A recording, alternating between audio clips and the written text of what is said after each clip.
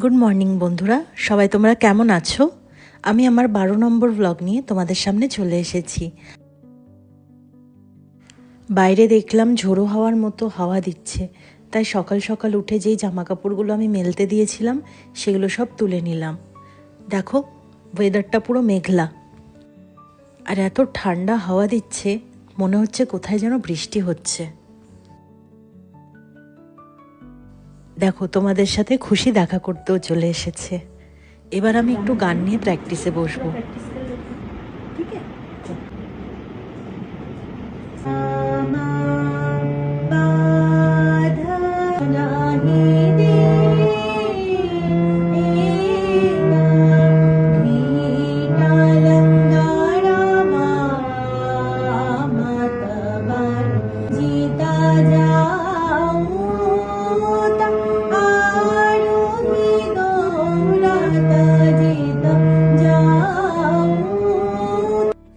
এই 1 ঘন্টাও ওখানেই বসেছিল। এবার ওকে নিয়ে যাব স্নান করাতে। স্নান করার নাম শুনলে খুশির যেন গায়ে জ্বর চলে আসে। দেখো, রেগে রয়েছে, মানে কথা বলবে না, তাও আমি বলেছি হ্যান্ডশেক দিতে হবে, তাই দিচ্ছে।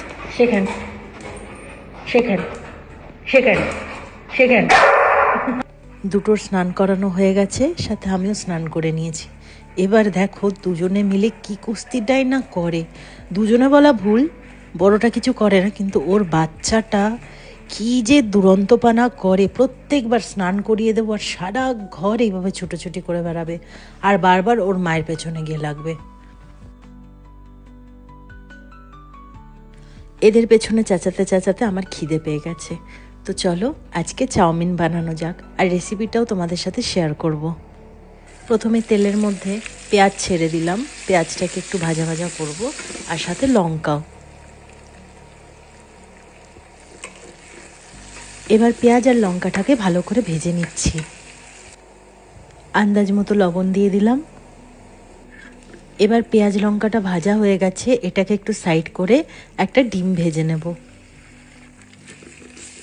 আমার ফেভারিট খাবারের মধ্যে চাউমিনটা একদম ফার্স্ট লিস্টেই আসে। তো যদি কেউ আমাকে ইনভাইট করতে চাও তাহলে চাউমিনই খাইও, আমি খুব খুশি হয়ে যাব।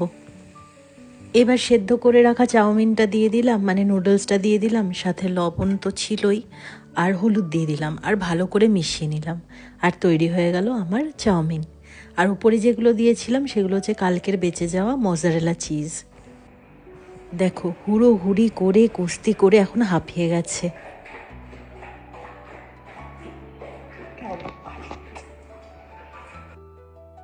দেখলে কাণ্ড, মাটাকে একটু আমার কাছে আসতে দেবে না।